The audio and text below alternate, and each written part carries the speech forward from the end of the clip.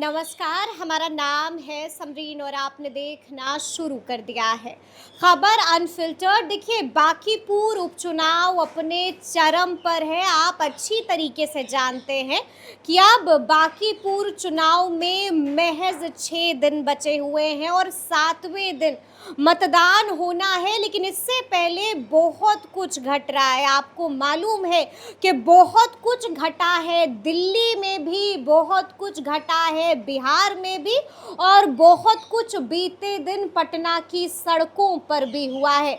तो ऐसे में अब एक बड़ा सवाल है जो बार बार पूछा जा रहा है कि क्या इसका सीधा नुकसान बीजेपी को झेलना पड़ सकता है। तो आइए फिर इसी मुद्दे को डिकोड करते हैं। तो एक बार फिर से इस मुद्दे पर बिल्कुल अनफिल्टर्ड बातचीत करने के लिए हमारे साथ जाने माने पॉलिटिकल एनालिस्ट राम बंधु जी हैं। सबसे पहले बहुत शुक्रिया। जी, आपका भी शुक्रिया।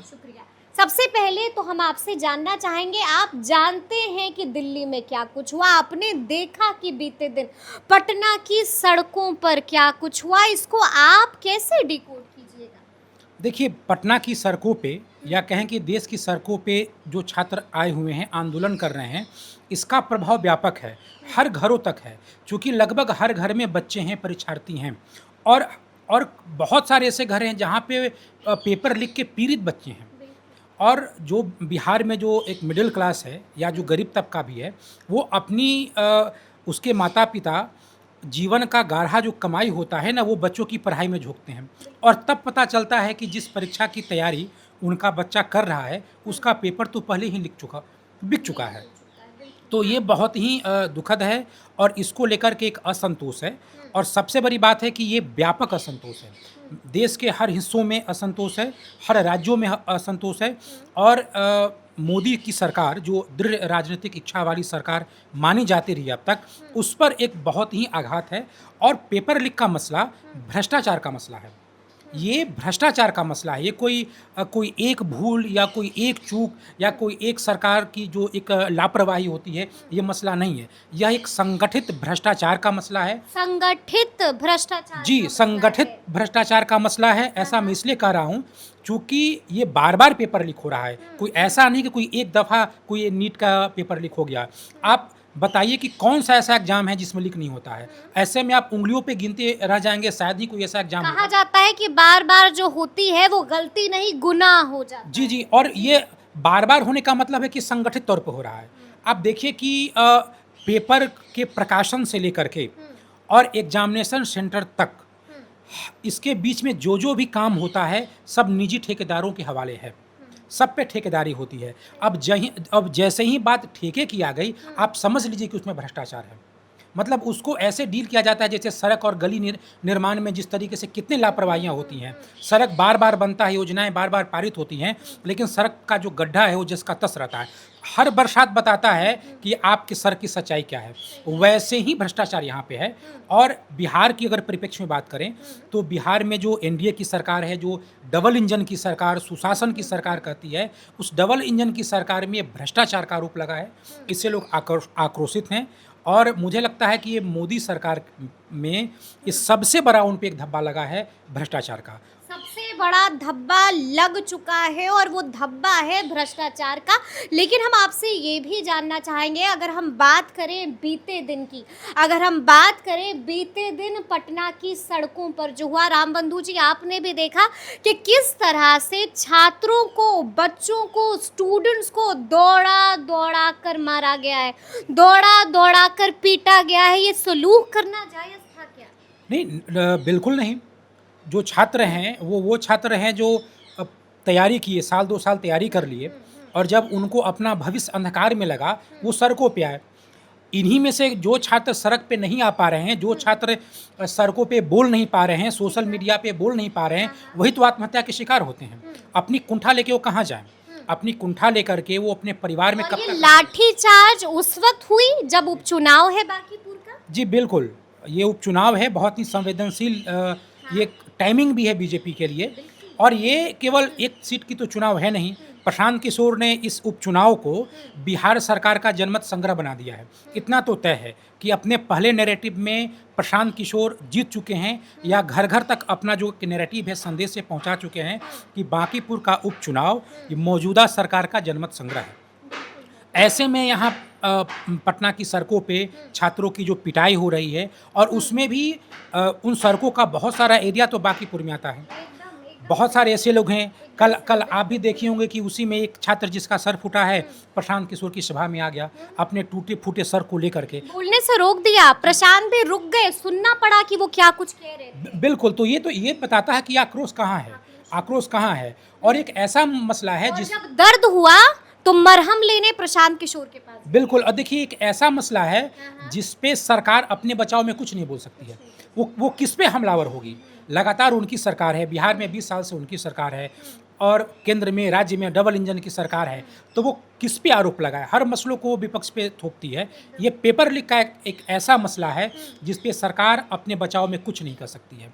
उसको अपने बचाव में कहने के लिए कोई तर्क नहीं, हर जगह उनके पास उनकी ही तो सरकार। आपको क्या लगता है, क्या युवा बदला लेने के मूड में आ गए? क्या 30 तारीख को वो वोट की चोट देने जा रहे हैं भाजपा को? देखिए कहावत भी है, जो घायल होते हैं वो और जम के बदला लेते हैं। तो निश्चित तौर पे केवल आप ये लाठीचार्ज का इशू नहीं है, उससे ज़्यादा जख्म माने विद्यार्थियों का जो सर टूटा, पैर टूटा, उससे ज़्यादा बड़ा जख्म उनका है पेपर लीक का मसला। तो वो चोट खाए हुए हैं।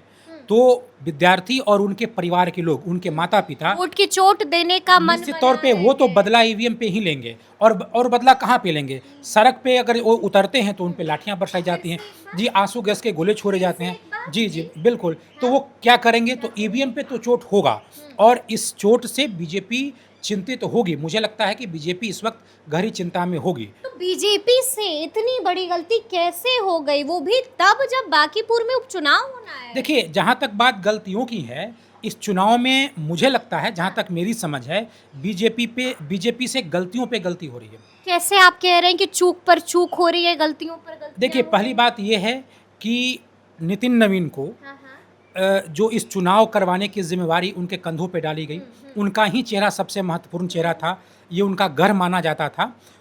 तो सबसे पहले निर्णय उन्होंने उम्मीदवार चयन में किया। उनका क्या हुआ जो बीजेपी के इतिहास में कभी नहीं हुआ।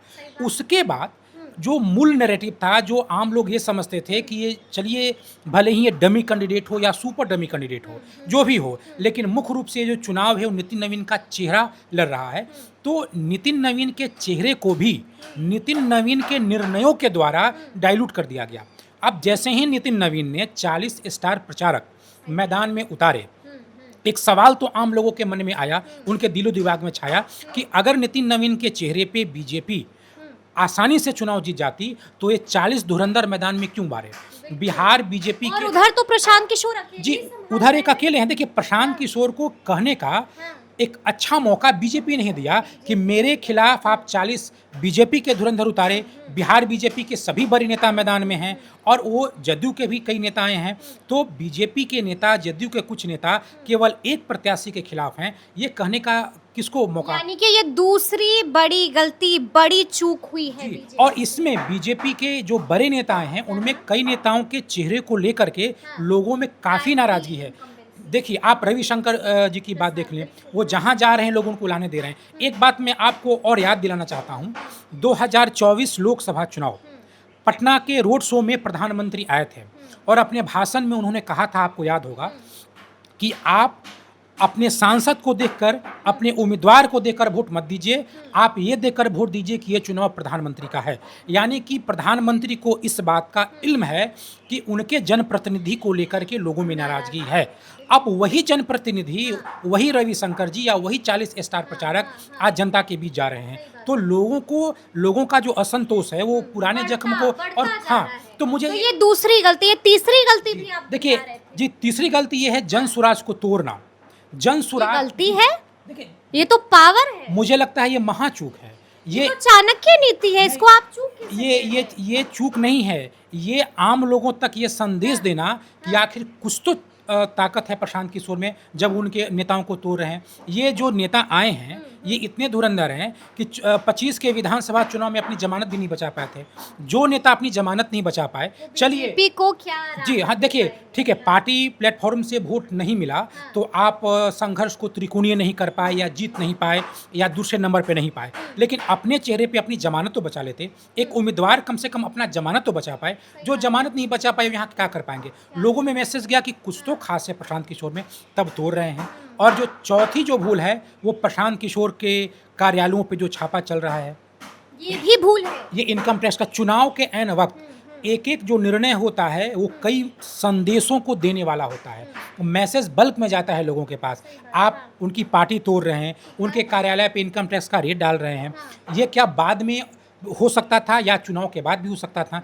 कहीं ना कहीं प्रशांत किशोर को नितिन नवीन का निर्णय ही सशक्त बना रहा है। मैं ये नहीं कहूँगा, देखिए मुझे जहाँ तक जानकारी है नितिन नवीन ने जो निर्णय लिया है ये निर्णय उनका व्यक्तिगत है, ये बीजेपी प्रदेश इकाई का निर्णय नहीं है और इससे संघ को भी कोई लेना देना नहीं है। और नितिन नवीन ने इस बांकीपुर उपचुनाव को, जो कभी अपने चेहरे पे आसानी से जीत जाते हैं, बीजेपी के लिए बहुत ही टफ बना दिया है। टफ बना दिया है। लेकिन ऐसे में हम आपसे ये भी समझना चाहेंगे, बीजेपी की बात तो हमने कर दी, लेकिन तेजस्वी कहाँ है? कोई खबर है आपके पास? कहाँ है तेजस्वी? कब आएंगे तेजस्वी? यही तो तेजस्वी की जो राजनीति की शैली है वो समझ में आता है कि बांकीपुर में उपचुनाव भी है, उसके साथ साथ इस वक्त देश के, बिहार सहित देश के हिस्से के हर हिस्सों में जो छात्र हैं सड़क पे हैं, लेकिन वो विदेश में घूम रहे हैं। ऐसे जैसे वो, और आपको युवाओं का नेता कहा जाता है जी कम से कम आप युवाओं की बात करते हैं, तो कहाँ हैं आप? वो युवाओं की बात करते हैं। देखिए मानसून सत्र चल रहा है, सदन में हंगामा हो रहा है। अब अगर वो आएंगे भी तो पेपर लीक के मसले को किस मुंह से वो सदन में उठा सकते हैं? क्या उनमें एक नैतिक ताकत होगी जो आए और मीडिया में सरकार को घेर दें, सदन में घेर ले? जब सदन में हंगामा, आज भी सदन में बिहार के विधानसभा में बहुत हंगामा हुआ है, आईपी गुप्ता ने हंगामा किया है, तो इस वक्त वो नहीं है। तो उनका जो, यानी कि रेस से आउट है। देखिए मुझे लगता है रेस से आउट है। देखिए अगर मैं कहूँ कि वो अर्ध संन्यास की स्थिति में है तो ये कोई अतिशयोक्ति नहीं होगी। जिस तरीके से बिहार में इस समय राजनीतिक उथल पुथल है, अगर प्रशांत किशोर जी जाते हैं तो बिहार का जो राजनीति वो बदल जाएगा। इससे आने वाले समय में सत्ताधारियों को क्या क्षति होगी, ये तो एक बात की बात है। सबसे बड़ी और गहरा चोट होगा वो तेजस्वी पे होगा। कम से कम अगर अकेले प्रशांत किशोर विधानसभा में रहेंगे तो विपक्षी चेहरा रहेंगे, उनके मुकाबले तेजस्वी यादव कहीं नहीं टिकेंगे। कहीं नहीं टिकेंगे। अंतिम सवाल है मेरा आपसे, देखिए महज 6 दिन बचे हुए, क्योंकि 7वें दिन मतदान होना है, तो 6 दिन पहले क्या बता रहा है बांकीपुर? इस बार किसका होने जा रहा है बांकीपुर? देखिए इस बार लगता है कि कहीं बांकीपुर बदले नहीं। ऐसा इसलिए कि पहली बात तो ये कि आरजेडी उम्मीदवार जिस तरीके से प्रचार कर रही हैं, तेजस्वी जिस तरीके से गायब हैं, अब आएंगे भी तो उनके समर्थकों में जो नाराजगी है, क्या उसकी रिकवरी कर पाएंगे? ये भी एक बहुत बड़ा सवाल है। तो कहीं ना कहीं अब देखिए पहले ये माना जाता था कि क्या जनसुराज दूसरे नंबर पे आएगा, लड़ाई दूसरे नंबर का था, अब लड़ाई पहले नंबर का है।